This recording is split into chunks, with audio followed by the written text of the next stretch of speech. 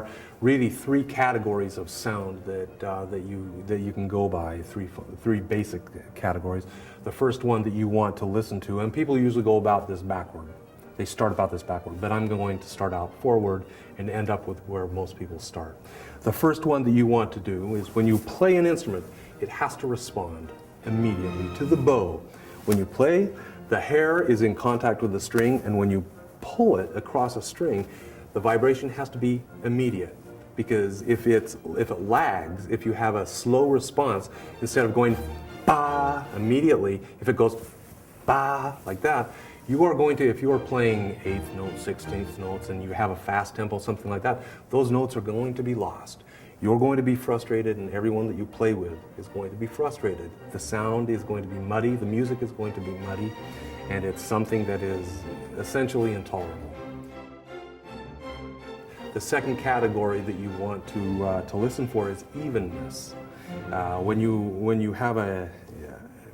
playing, for instance, on what is the G string, and you cross over to the D, which is the second lowest string, this can be a very thick sound, very kind of chesty almost sound, like that. And if you move over to here and all of a sudden you have something that sounds like that, then you're having to compensate for the differences in sound with your bow pressure. That's going to put a musician less at ease when they're playing. They're always going to be compensating and never feeling totally free to express the music that they're feeling, that they want to produce. So evenness, and again, one string can have an uneven spot in it. This can be great on the open string, come up here, and then you move up into the third position, and you get up here, and it can thin out, and you can get a thinner sound. It's a narrowing kind of the sound. And so you want evenness as well, and you want it from string to string and all the way up and down, just like you do with response. Those are the first two categories.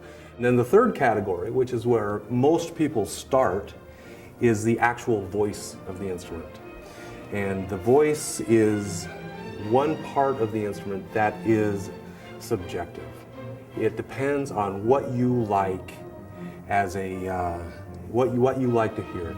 If you like bright, then you're going to go for an aggressive sound. You're going to go for something that is just on the edge of your seats and will not quit.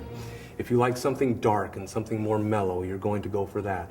The way that you can judge the differences in sound, in voice, is to just go back to grammar school and revisit the vowels of the alphabet. You have A, E, I, O, and U. If you go through those one at a time, A is kind of focused at the back of the throat. A, it's kind of a round sound, A, and you feel its focus right here. You move into E, and it's kind of nasal. It's like all of a sudden, E, and it's very narrow, very, it's to me it's irritating. I don't like the E sound. The A sound is great.